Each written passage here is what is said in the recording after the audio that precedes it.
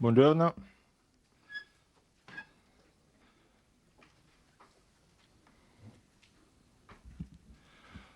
sono Massimo Gaggi, inviato del Corriere della Sera negli Stati Uniti.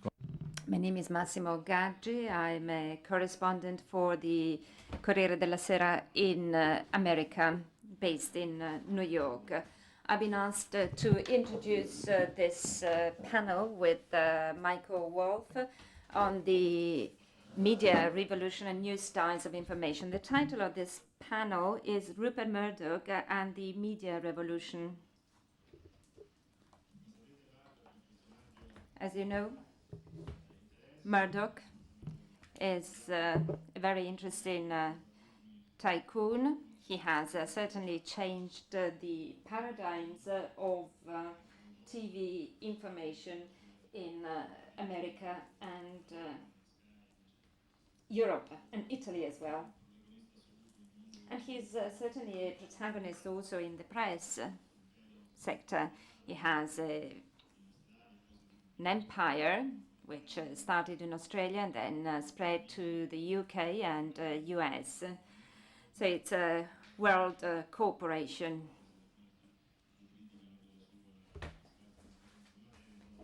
And then he even got to the digital sector, and he is leading a crusade for the so-called payment of the news at a time when we have a dramatic crisis, economic crisis in the area of newspapers in the US and to a certain extent also in Italy. The idea of introducing payments is a crusade which has been brought forward by many publishers and it is led by Rupert Murdoch. Michael WOLFF is the author of a very interesting biography, The Man Who Owns the News, published in the US in 2008. Michael is a journalist and an information entrepreneur. As some have written, he is a sort of a hybrid person. I don't know if he recognizes himself in this definition. He is the son of a journalist and an advertising entrepreneur.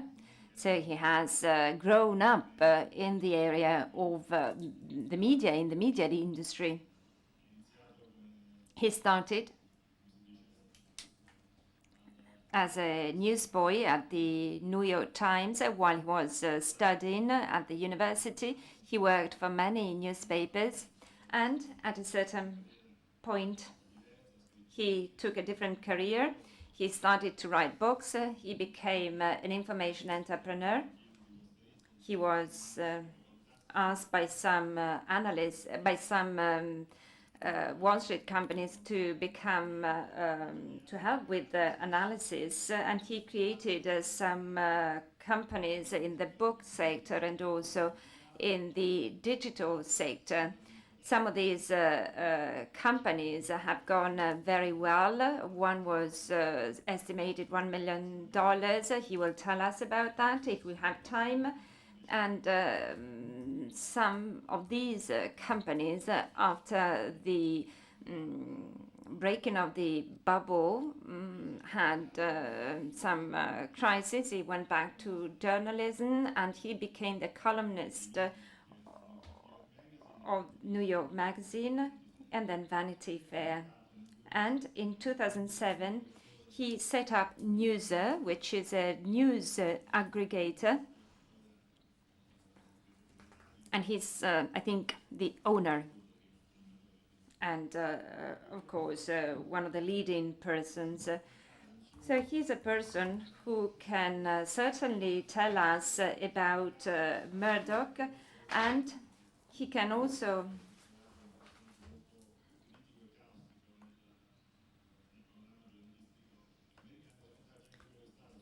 tell us what's happening in the transition between the transitions and the changes which are taking places in our industry.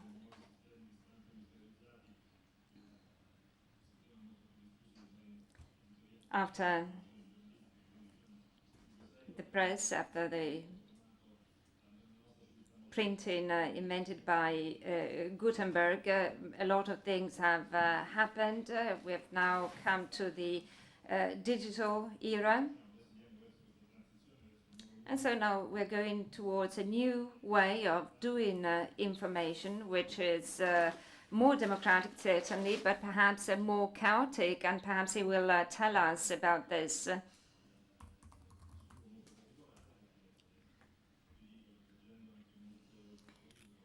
I read his book. I read also the comments made to his book by some authors, and I agree with the many things that have been written about the book. So at the end of this presentation, I will ask him why has Murdoch accepted to dedicate for 9 months many hours of his time for interviews, for talks with Michael WOLFF. Michael even went to Australia to speak with the mother, which is, I think, 100 years old, and he was able to speak with other members of the family of Murdoch. And then he wrote a very interesting biography, rich of facts, and which perhaps doesn't really acknowledge the good time made available by Murdoch. And I think that even Murdoch set out some retaliation measures against him, and he will tell us if he wants. So he has written in a very free way.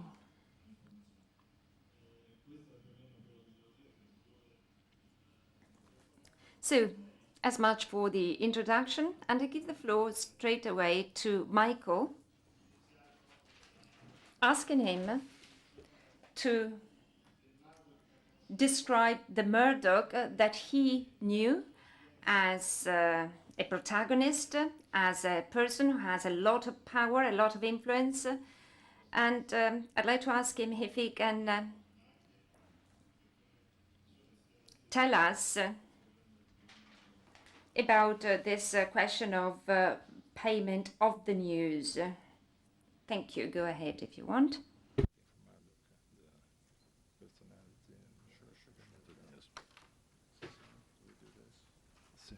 Great. Thank you. This is a real treat to be here. This is a kind of funny title, Murdoch and the Media Revolution, because if I could, if I had to describe Murdoch, I would describe him as the ultimate media dinosaur. He's just about the most old-fashioned guy in who exists today in the media business. Actually, I might add another person. I spoke to Murdoch for over 9 months, and he was incredibly forthcoming. And he had only terrible things to say about virtually everyone in his company and his family, and in the media business. And the only person I heard him say only incredibly complimentary, laudatory things about was Silvio Berlusconi. And I think one of the reasons is that Berlusconi is the other really notable dinosaur in the media business. If there are two guys who have no idea what's happening in modern media, it's Rupert Murdoch and Silvio Berlusconi. Let me just a little a quick sweep through Murdoch's career. He grows up in Australia, where his family has been among the most important families in Australia for more than 100 years. Murdoch, it's often, because everyone else nobody knows what goes on in Australia and the rest of the world, people kind of think that Murdoch suddenly arrived on the scene and is a self-made man. In fact, he is a prince. He is as much royalty as any royal personage in the world, and a royal figure in the news business. His father was the most important newsman in Australia for many, many years, and Rupert inherited several newspapers, and then began a lifelong love affair with newspapers, and a lifelong love affair with the idea of personal dominance.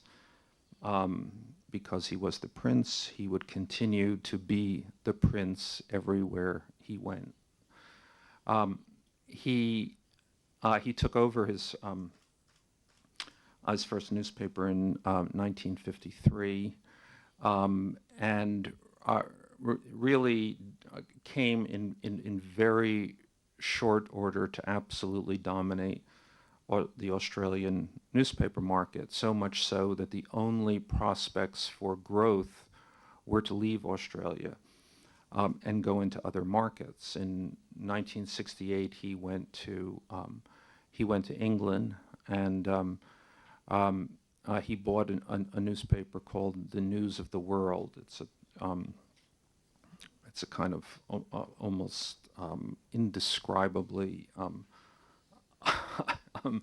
horrific tabloid newspaper. I mean, so indescribable and horrific that it's actually kind of fun. And from there, after that, then he bought The Sun, which is a tabloid paper, which was a failing tabloid paper, which he built into the most powerful newspaper in the United Kingdom. And his sort of method of doing this is to buy tabloid papers which don't require an enormous amount of investment, and then make them speak to he has a very kind of interesting, good facility in speaking to a certain kind of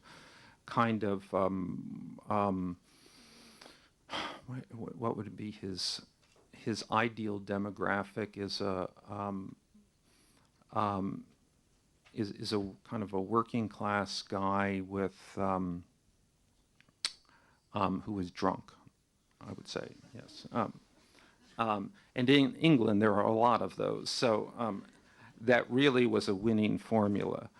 And then he did, and this is his point of intersection with Berlusconi. It was to control the media and then to control politics. And within an incredibly short period of time, he had managed to do that in the United Kingdom.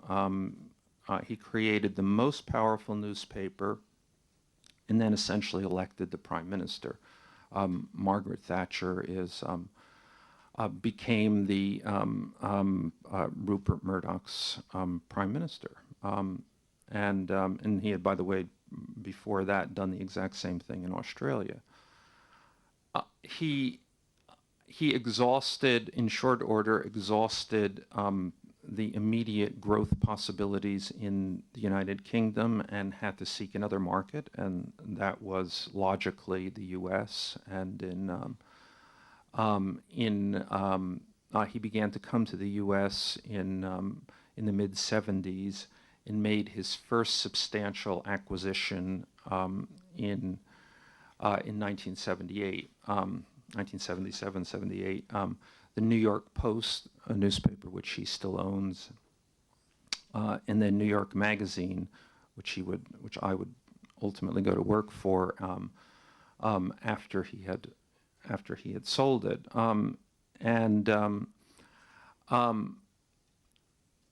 At this point, so already, and I know that Murdoch occupies this sort of interesting, has an interesting reputation in Italy as a kind of a good guy, or as a positive alternative. By the late 70s, Murdoch's reputation was I think,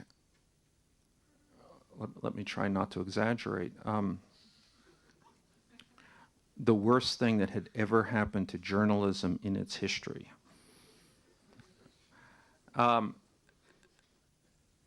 He was looked at as the ultimate corrupter of all of any good that the journalism business had ever achieved. He was the Antichrist. And it got worse because he took this sort of beachhead that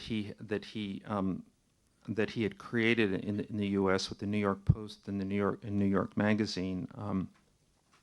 I mean, curiously, he also in his deal with New York Magazine also acquired the Village Voice, which was certainly at that time the most left-wing paper in the United States, and a paper which actually largely kept him at bay, not least of all because it was not just the most left-wing paper in the United States, but curiously, one of the most profitable papers. So it's always been a sort of Murdoch habit. If you make money, he leaves you alone. If you make money for him, that is, he leaves you alone. He followed up his newspaper and magazine acquisitions by, in 1985, buying a movie studio. And then and that was Fox, and then through the Fox movie studio, he put together the fourth television network in the U.S. Now, this is really important, and again, it goes to the Berlusconi model. Never before in the history of media had a media entrepreneur looked at all media as the same thing. Prior to Murdoch, there was a newspaper business, there was a movie business, there was a television business, there was a book business, and these were all separate disciplines, which the people who ran these things would have it didn't occur to them that there was anything in common. As a matter of fact, the word media really didn't exist until come into popular use until the 1970s. So it was Murdoch who invented this idea of the modern media conglomerate, an idea obviously that Berlusconi would embrace and arguably bring to an even greater fruition. So it was to control all, that one man could control all means of media distribution.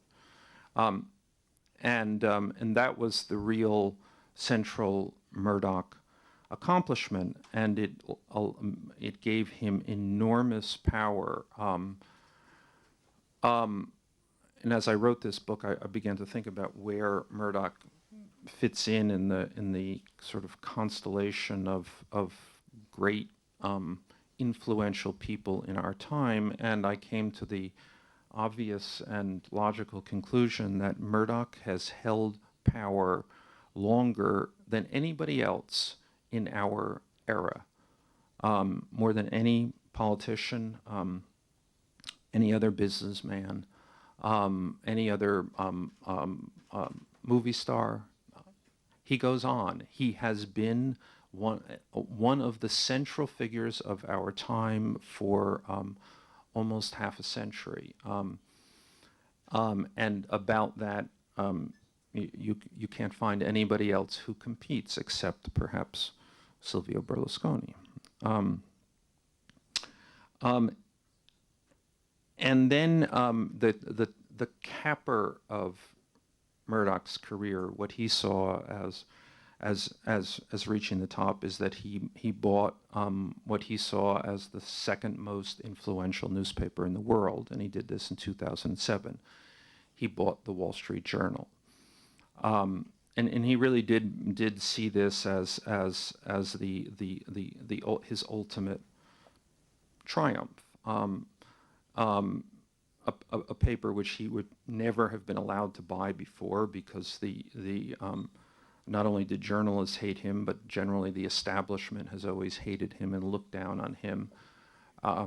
But the journal was in some financial trouble then, and he was able to sweep in and pay $5.6 billion for a paper that no one had ever dreamed anyone could buy, no less the Antichrist himself.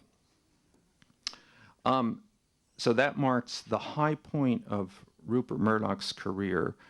It also marks arguably the high point of the media business. And at the very moment that Murdoch paid his $5.6 billion for the Wall Street Journal, the media business started to crumble as though like sand. If Murdoch had waited 6 months, the Wall Street Journal, he could have had the Wall Street Journal for half of what he paid for it. If he had waited a year, he could have bought the Wall Street Journal for $1 billion rather than $5.6 billion. If he had waited 2 years, they would have given it to him. And so what we are at, the curious thing about Murdoch's career is it traces the rise of the media business, and now will arrive at the end of the media business. Now, and I began by saying that Murdoch was the worst thing that ever happened to journalism, the Antichrist. He will end up as kind of curiously the only man left even believing in journalism, or believing certainly in newspapers. And he's in the middle of this quixotic quest now to have people pay for his newspapers online, because he rightly sees the internet as the killer of newspapers. Now the problem with this is, as I said, I've spent an enormous amount of time with Murdoch, and the problem is that Murdoch doesn't use a computer, has never been on the web unassisted, doesn't get email, and can't work his cell phone. Yes, his mobile phone, he kind of waves it in the air thinking, I don't know what he thinks is going to happen. And he sort of talks like this too, as though and yet he is, and as I say, this incredible dinosaur, now trying to lead this war effectively against the internet. The chances that he will succeed are non-existent. He can't possibly succeed because he doesn't even know where the enemy is, no less who the enemy is. And and it is, I think, just one of those moments in which well, all of us here, we are involved in the greatest. Everyone in the world, everyone who uses media is involved in the greatest transformation in the history of the industry. Everything about the media business, who runs it, how the media product gets to you, how it's paid for, the very nature of the product itself is under rapid transformation, and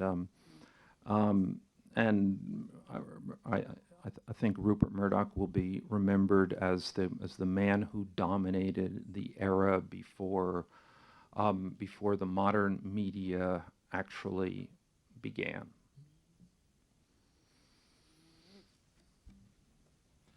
Vi avevo detto che sarebbe stata una... Well, we expected a very personal interpretation, and indeed, Mr. Wolff entertained us and thoroughly informed about Mr. Murdoch.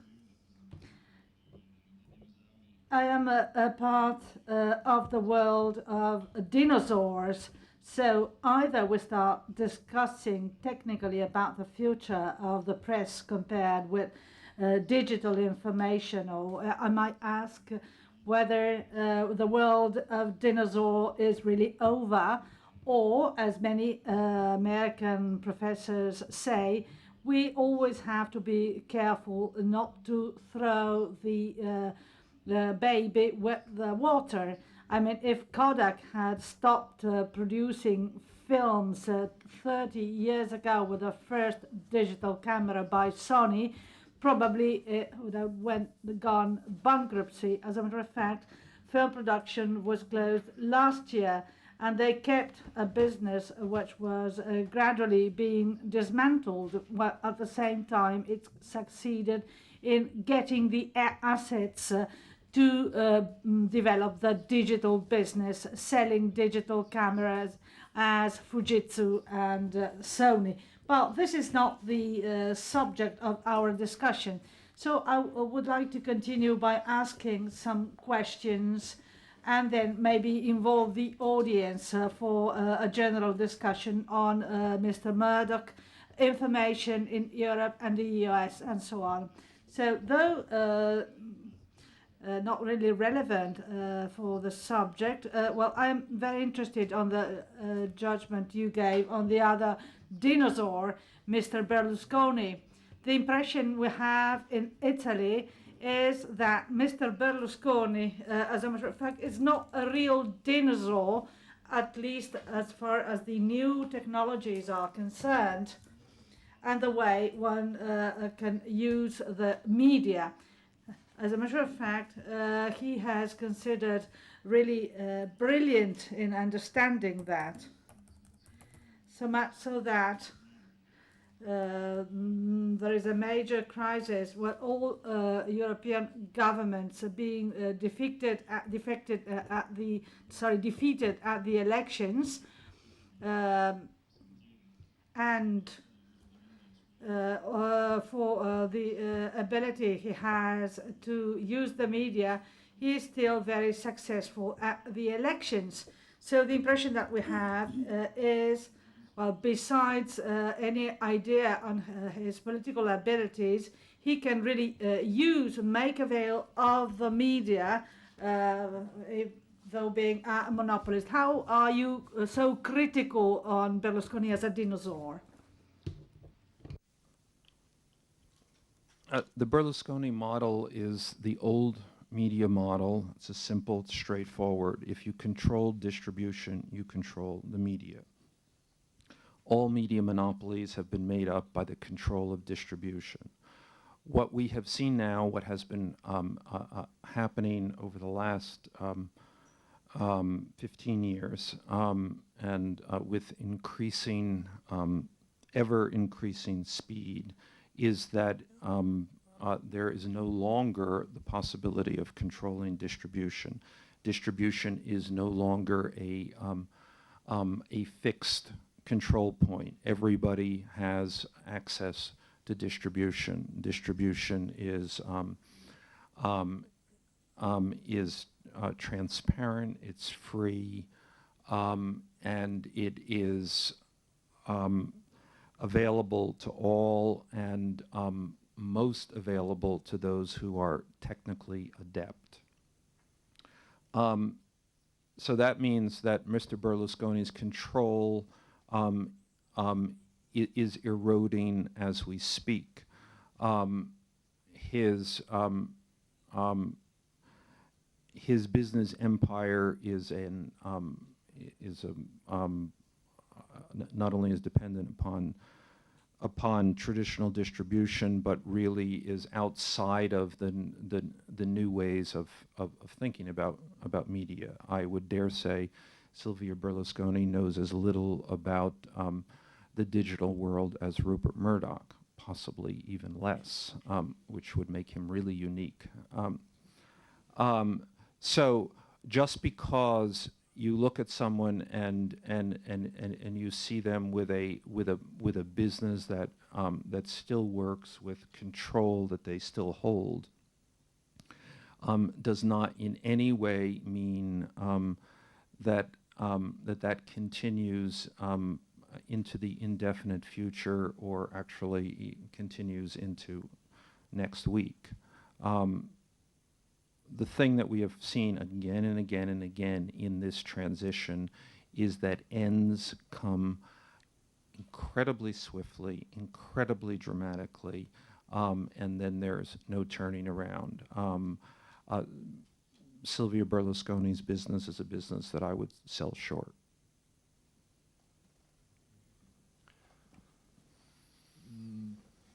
Un altro argomento di cui volevo... There is another interesting subject for me, and I would like to involve Michael WOLFF in that. It concerns the new information ecosystem, I mean digital information and information in general.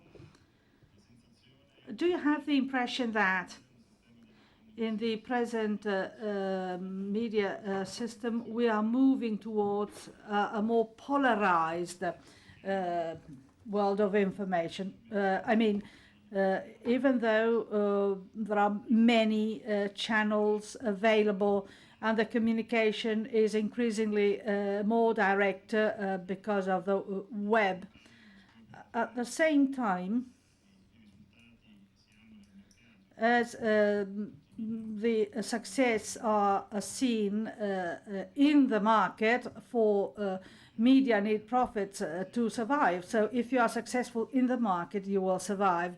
In Italy, the press, the printed newspapers, well, the most successful ones are the most polarized, with very clear positions, very overt positions, and those who are more moderate are less successful. Now we have Mr. Feltri newspaper with very catching headlines. It's like receiving a fist in your stomach. Or Il Fatto, and maybe Michael is not aware of this, but producing a new printed newspaper that would have seemed lunacy. That newspaper was created a couple of years ago. Michael indeed is in should know that some newspapers concentrate on the proceedings of trials, and such a type of press is very successful. In the field of major cable networks in the US, in the past, CNN was the main actor. Today we have Fox News for the right-wing side, very radical right-wing channel. In Michael WOLFF book, That channel is described as a point of tension between Mr. Murdoch, and then the situation evolved. The family of Murdoch is very angry for this very radical right position, opposing President Obama and so on. But it's been successful. On the MSNBC, on the opposite side, which is more or less a monopoly for free journalists and those who consider Obama as a man of the center, making disasters, replicating mechanisms of the Bush era and not daring to make radical reforms. And then so CNN has become a dwarf. So, don't you have the impression that in the new media world we are moving to information which is much more polarized to the extremes?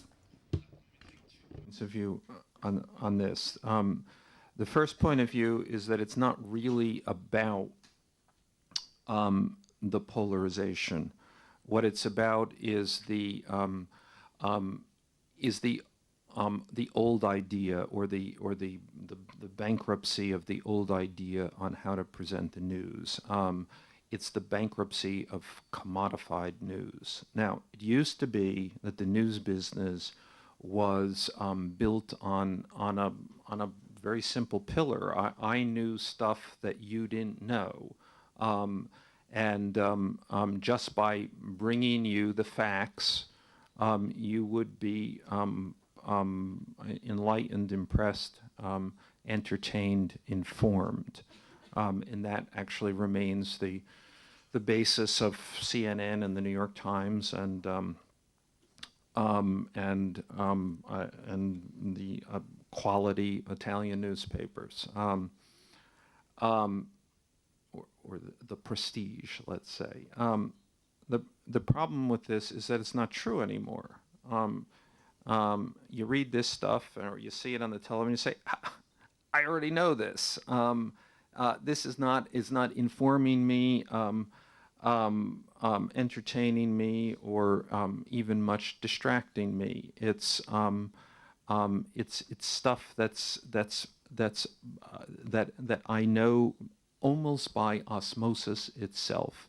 So the currency of this, I mean, news is like music. It's just everywhere. So the idea that you can build a business on telling people what they already know is kind of preposterous. So the polarized part of the news business would I think, understanding the business model, it's an added value model. We can't just bring you the news because you already know it. So we will bring you a personality, a position, a different form of entertainment, if you will. And it's something that Murdoch understood very early on. Murdoch went into competition with the leading cable news provider in 1997, and the cable news provider was CNN, the leading provider. And Murdoch said, in his business plan, I can't compete with these guys. The first thing, their news gathering operation is too expensive. Their market penetration is too great. I have to figure out a way to distinguish myself. And his way of distinguishing himself actually turned out to cost much less money than CNN was spending. It was like, we're not even going to go out and try to gather news. We're just going to have a lot of obnoxious people giving their interpretation of the news. Now that doesn't sound like an obvious winner of a business plan, but it actually was enormously savvy, and because he perceived that CNN was fundamentally dull. It was dull because everybody knew this was an old habit. I have to turn on television to get my news, even though basically I already know it. And in a very short period of time, he had created Fox, which was it was faster, it was more interesting, it was you watched and your eyes opened rather than when you watched CNN and your eyes closed. So I think that this is more than about polarization. It is about the central imperative of what we do, which is that we have to hold people's interests. People, this idea, as journalists, we have this idea that we have, and this is actually a relatively modern idea, that we are part of a religious calling, that we are bringing you the truth, the civic good, whatever baloney we tell ourselves. And when, in truth, our real responsibility is to speak to you, is to look you in the eye, and make a connection with you. One easy way to make that connection is through a kind of a polarizing way, a kind of dramatic use of language. And by the way, there is nothing wrong with a dramatic use of language. And I think we are at that stage, but I think that this is and will continue to develop, not by the old dinosaurs, but by new people who find new ways of speaking to the audience, holding the audience's attention. We can't assume that it's the audience's responsibility to pay attention to us. It's our responsibility to look the audience in the eye and grab them by the throat. Io trovo interessanti molti argomenti di Mario. I think that your positions are very interesting. I beg to disagree with some of your points, but we are not here to discuss between us. I really don't agree that when you switch on the TV or read newspapers, you already know the news. In Italy, the inquiries brought about the resignation of one of the ministers.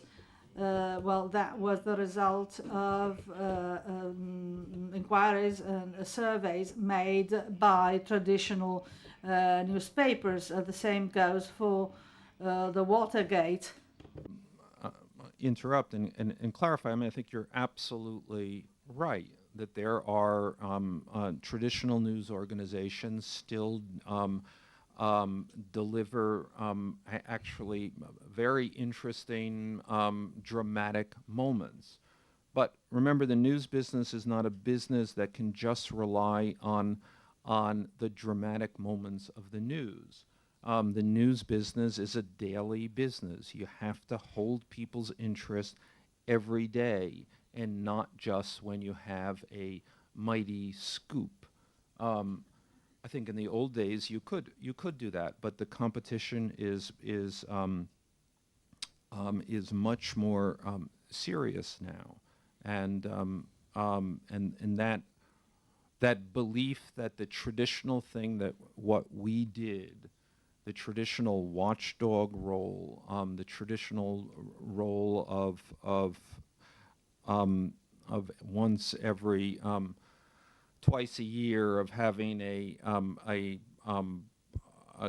groundbreaking original story is not going to keep you in business.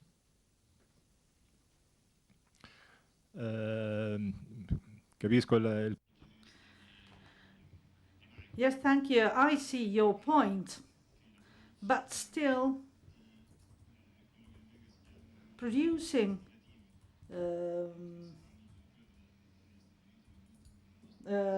survey journalism, something which requires major investments. For example, in the US, you just have a couple of people working for a couple of months on a survey, something which maybe has no outcomes. So this is really expensive, and indeed some cannot afford that, and that cannot be done through the blogs, for example. In the American experience, you might have heard of the Huffington Post, created by Ian Huffington, celebrating its 5th anniversary. It's a website which was opened up as a way to aggregate the opinions of different personalities known by Mr. Ian Huffington, and she was a lady, she is a lady, and she involved them and then further developed the model. There are about 70 persons, 6,000 collaborators, and new initiatives are being made. For example, a network of university students telling their lives in the campuses, and other things like that. And she realized that to provide quality journalism, something more expensive was necessary. So together with Information Institute from a university, set up a fund, a trust fund. You know that philanthropy is much more widespread in the US than here, with funds given by some tycoons. And specific surveys are financed, and there is no conflict of interest between the two. And surveys are conducted, which are very expensive. We heard very much about the Pulitzer Prize won by ProPublica, a new reality in the digital world. I found bloggers who told me, you see, the free of charge information world has won a Pulitzer Prize. But the problem is that ProPublica, apart from the fact that the editor is a very important journalist, a former editor of the Wall Street Journal, who had retired, and it works as a philanthropic organization being funded by very rich people in the US, which is not part of our tradition. I can tell you that I work for a newspaper with many rich entrepreneurs, shareholders who are not philanthropists, and the inquiry costed $400,000. So my question, as for the economic sustainability of the new digital model, considering that Huffington Post is being really successful with the same number of pages of the digital New York Times, do you think that that is the model for the future, and how will it be economically sustainable? I mean, considering that even the Huffington Post is increasingly successful, they continue to lose a lot of money even after 5 years. So the question is, how do we support ourselves? Is that it? Yes. I don't know. This is, as I say, the moment of radical transformation. And there are a couple of things here. You know, I mean, maybe there isn't a market for news anymore. Maybe we do know everything in a significantly more efficient way than we could ever have dreamed. Maybe the news business isn't the news business, which obviously we have a vested interest in continuing and a vested interest in wanting to find a way to continue to pay our salaries. Maybe that's not necessary. Maybe it is an entirely or a significantly redundant business. That's certainly a possibility which we ought to consider. Maybe, as I would certainly argue, we're looking at this from the wrong point of view. It's not what's good for us that's at issue, it's what's good for the consumer that's at issue. And maybe we're just not finding out what the consumer wants. Or maybe we haven't quite found that out yet. Having said that, there is also the possibility that the likely possibility that there isn't just one answer, that there's a lot of different ways that the news business will work, that we will get our information, that we will and that we will succeed in creating viable companies that deliver this information. There's an interesting example in the U.S., and it's a website called Politico. Now, Politico operates in Washington, D.C. Its main job is to report on the federal government. And Politico started during the last election. It was started by reporters from the Washington Post company. Now, the Washington Post was until then the premium supplier of information about the federal government. And the Washington Post had 900 people on its staff, and it made $1.4 billion a year. The people from Politico came along, and their proposition was that with 7 reporters, not 900, with 7 reporters, they could effectively compete with the Washington Post in terms of its coverage of the federal government.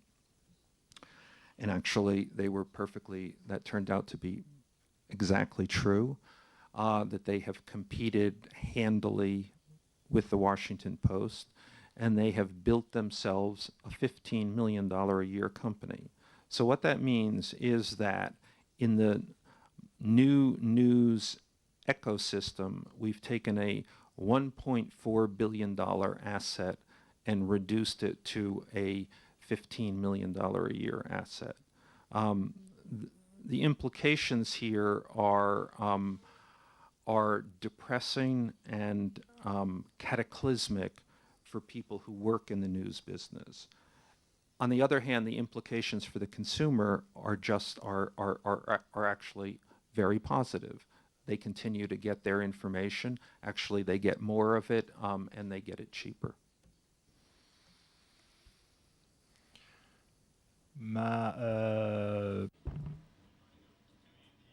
Michael, do you exclusively believe in the model of news paid by advertising, that is free online? Or do you think that there is room for subscriptions or mini payments, for example, by means of mobile phones or other tools? I'm asking this because one of the main characteristics of Murdoch recently has been this crusade for the payment of the news. Okay, Murdoch is a dinosaur, this is true, but certainly he was the man who revolutionized the traditional media, saying that the illusion that we have had for many years, he himself had that illusion, because when he bought the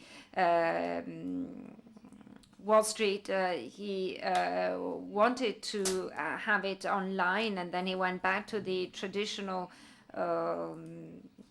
method, and he kept the payment for the online version of the Wall Street Journal. But he was the first to say that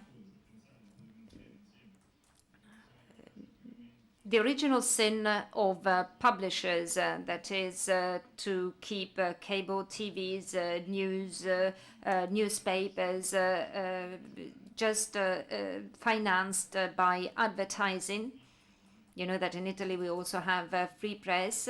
Well, that was an illusion which then dissolved, above all with the crisis, with the big recession, with the financial crisis. That is a model which is no longer sustainable. This is something that Murdoch himself says, but at the same time, there are people like Steve Jobs who are taking the same track. Life on the iPad, of course, he is the producer of these devices.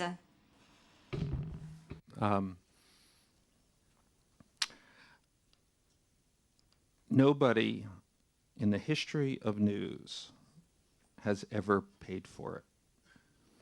News, let's be very precise about this, has always been free. The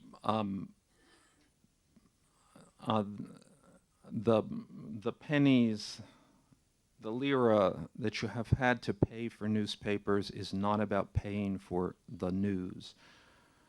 It's been about paying for some measure of convenience, but it certainly has never covered the price of news gathering.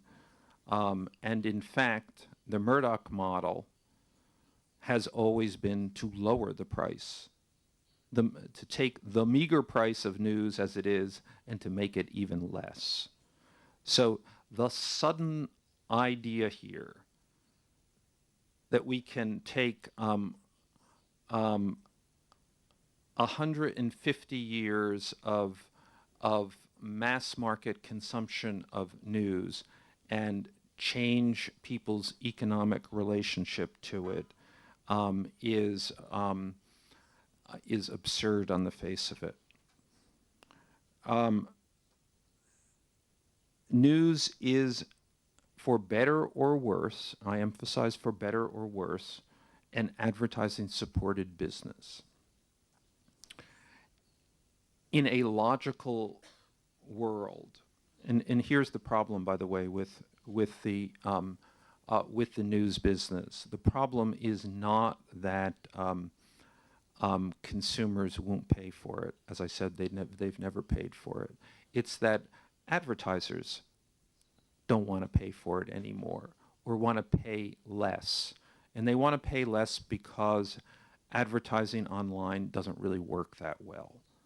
So the real issue here is how do you make advertising work better, not how to make consumers pay for it. Consumers won't pay for it, have never paid for it, and what's more, have no reason to pay for it.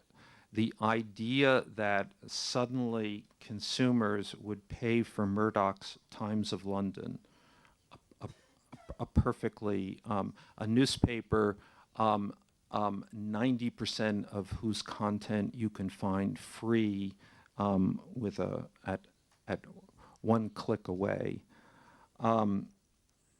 is just never going to happen. And in fact, Rupert doesn't really think it's going to happen. That's not what Rupert is trying to do. Rupert doesn't care about his online business because he doesn't know how to get online, for one thing. What he cares about is his newspaper business. This is a man who loves the goddamn newspaper. He spends the whole day tearing it and folding it and marking it and pointing to it. He always going like this at the newspaper. And what he would like on a business basis is for fewer people to give up their subscriptions to the Times of London. And I think by charging for the online side, and by the way, if you are a subscriber to the Times of London, you continue to get the online side for free. I think that he will, the possibility is that he will have created a meaningful incentive for people to continue to subscribe to his paper. And even if he keeps 5%, cuts down his loss by 5% on the subscription side, that's actually pretty valuable to him. Non mi è stato dato un tempo limite, ma credo di non dovervi prendere più di un'ora e un quarto, per cui adesso... Well, now let's open the debate. I see many hands up. Forgive my invasiveness, but I have a point of curiosity to ask. A point of curiosity also of many financial analysts. Just 1 minute. Michael, well, of course we should ask Murdoch, but Michael, Murdoch knows and knew Michael WOLFF because he wrote many interesting books and many critical books. In 2004, he published The Autumn of Moguls, of the Tycoons, telling the big crisis of publishers of newspapers. So why do you think that Murdoch accepted to work with a person who is so uncontrollable like you? So why do you think that he accepted to be interviewed for 9 months by you? When I went to see Murdoch's mother in Melbourne, Australia, she was 100 then, she's 102 now, and actually quite a bit livelier than Murdoch himself. She said, "Oh, it's so interesting that my son is working with you on this book, because he's never read one." So, and I think that's, I mean, I've mulled over this question a million times. I mean, I am really, I've written a million words about these guys who run media companies, and quite possibly not one of them is nice. So I don't know. The only thing I can really conclude is that he had never read what I'd written. And then he also knew that I have a running battle with the New York Times and with what actually Murdoch calls the bishops of journalism. And so I think that he thought we had the same enemies, so therefore we would be friends. A common error. Ok, perfetto. Allora, quelle mani che sono alzate prima sono diverse e cominciamo dalla signorina, poi c'è uno là dietro, un altro qui davanti e uno qui, sono almeno già 4, io raggrupperei, se anche Mike è d'accordo. So if you agree, we collect some questions and then you answer.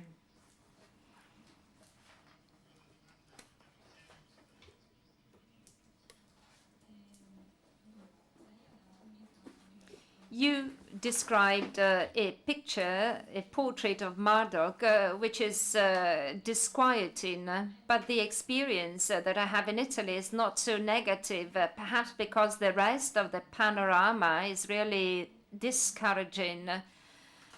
I subscribe to Sky. It's a high price, but nevertheless, we have a TV with a very pluralistic view. There are channels like Cult, which give very good information, and the TV news on Sky, for example, was defined as one of the most objective TV news in Italy. Now, the image that you gave us and the service that I receive do not match. Can you tell me why? Do you have an idea why?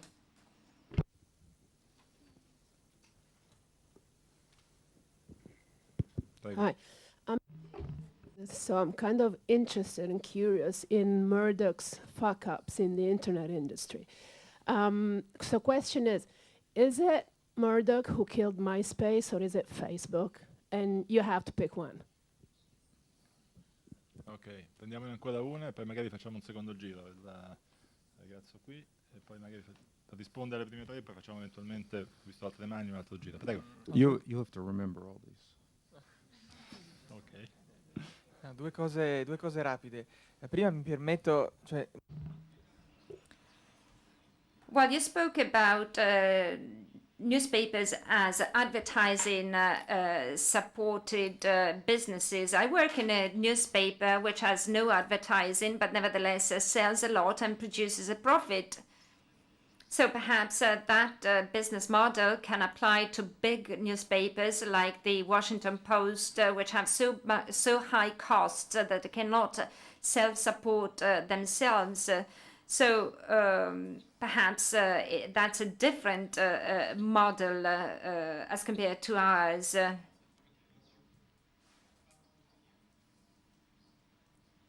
Il Fatto Quotidiano. So I would like to have an opinion on this. Is it just big groups which cannot live only on sales and need to be supported by ads? And then you didn't really elaborate on the iPad. I read an article on the iPad in the Wall Street Journal, and it's a different sorry, there is a bad interference. If you can read the Wall Street Journal on the iPad with the same headlines, so 50 euros just for 6 months, well, I would pay for that. While for the website of the Wall Street Journal, I would never pay a single penny.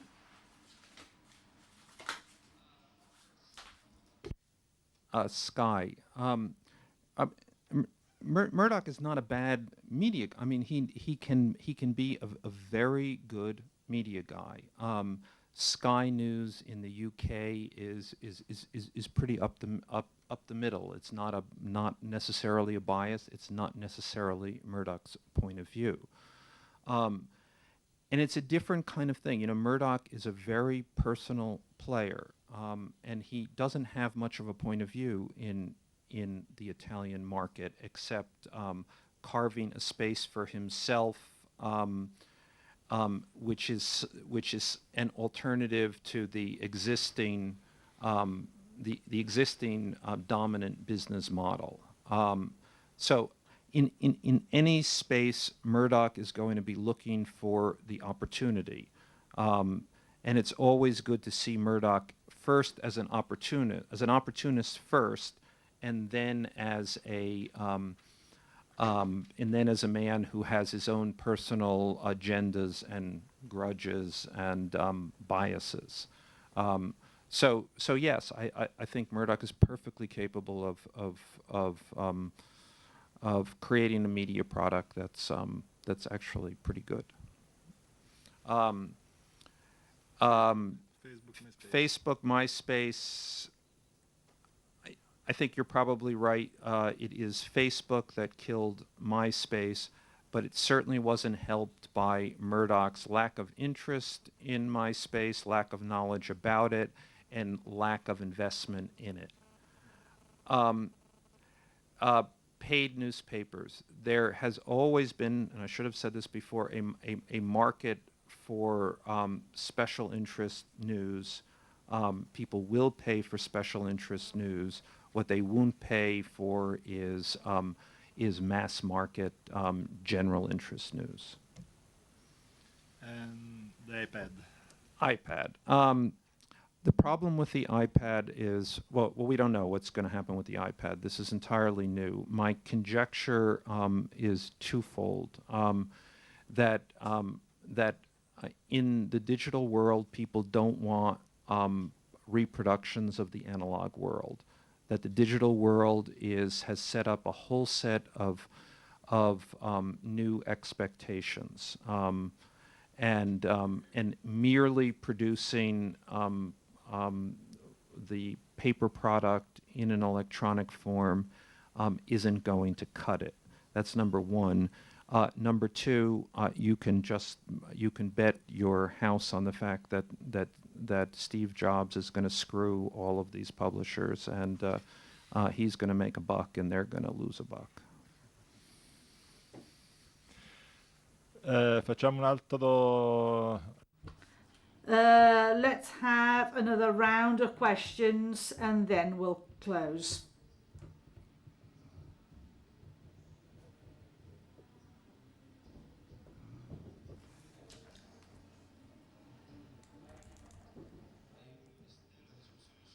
I would like to have further comments on iPad.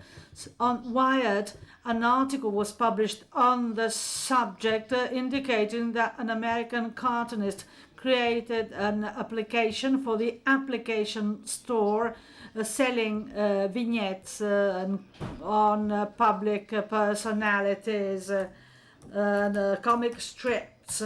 And that was rejected. He won the Pulitzer Prize, and then Apple changed their contracts and accepted that application. I did that of comic strips on politicians. Do you think that what will happen about the applications Wall Street Journal? Don't you think that there is a risk of having information which are banned because the application does not accept them?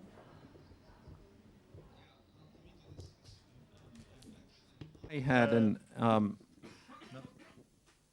had an application, an iPad.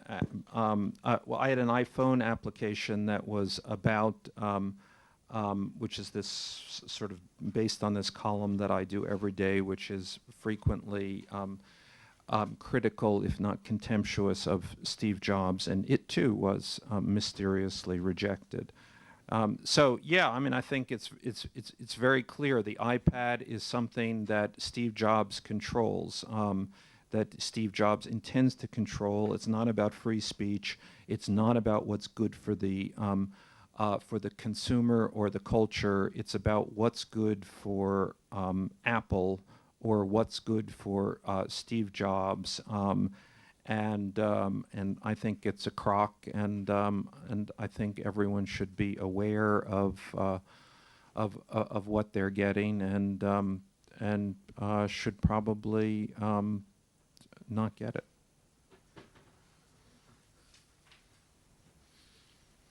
Io ho due domande. La prima riguarda.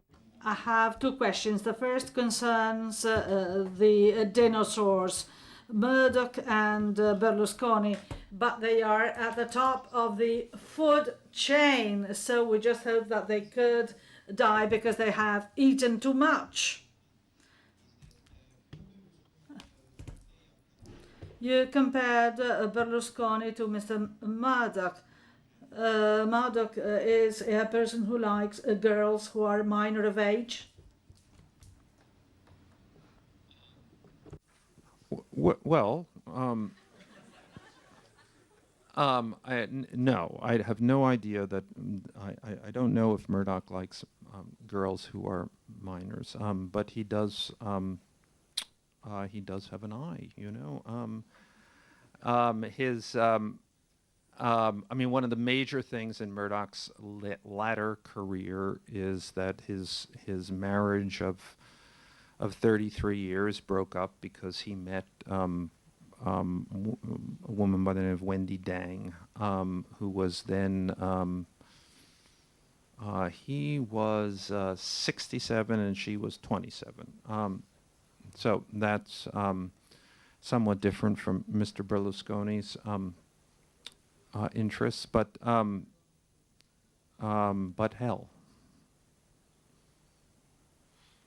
L'ultima domanda, poi chiudiamo. Se non ci sono, mi pare che abbiamo. We can entertain a final question. Office, and we issue more than 160 press releases per year. We could easily increase this number to whatever level we want to achieve. Now, the chief statistician of South Africa established a radio channel, and he's planning to also establish a TV channel in order to bring statistics to people directly without necessarily going through the classical media. Do you think that this could work, or in a world where we are really bombarded by figures, by everything, every day, this wouldn't work? No, I think if it can make money for somebody, it would work. I mean, business information, which is partly what you're talking about here, is the one area that has been a sort of boom media business, and so if you can bring information that's not commodified, that's hard to get, and that has an immediate usefulness to the consumer, specific usefulness, and most clearly a business usefulness. Yeah, that's a big business. I'm in.